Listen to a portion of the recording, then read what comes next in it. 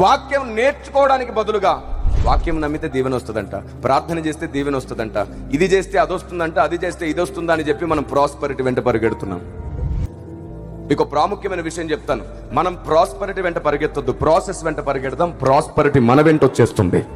Prosperity మన వెంట పరిగెత్తుకొచ్చేటట్లు చేస్తాడు దేవుడు. మనకు ప్రాస్పరిటీ కావాలి, మనకు దీవెనలు కావాలి. మనం శరీరంతో ఉన్నాం, మనం బలహీనులం. ఆయనకు తెలుసు మనం మట్టివారమని ఆయన జ్ఞాపకం చేసుకొనుచున్నాడు అని ఉంది బైబిల్లో. మనం మట్టివారము, వట్టివారమని ఆయనకు తెలుసు. ఈ భూమి మీద పనిచేస్తున్నటువంటి భయంకరమైనటువంటి చీకటి శక్తులతో పోరాడలేనంత బలహీనులమని తెలుసు ఆయన. అందుకే పరిశుద్ధాత్ముని ఆయన మనకు తోడుగా ఇచ్చాడు. అందుకే వరములను ఆయన మనకు అనుగ్రహిస్తున్నాడు. అందుకే అభిషేకాన్ని మనకు అనుగ్రహిస్తున్నాడు. కంటికి కనబడని చీకటి శక్తులతో కూడా పోరాడగలిగిన ఆయుధాలుగా దేవుడు కృపావరములను ప్రసాదిస్తున్నాడు. అది కేవలం వారితో పోరాడడానికి.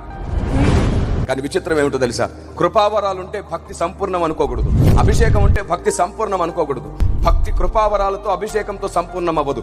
దేవుని ఆలోచన విధానం, దేవుని చిత్తానుసారమైన మర్మము నీకు అర్థమైతే ఆ రోజు నీ భక్తి ఈ భూమి మీద సంపూర్ణమవుతుంది.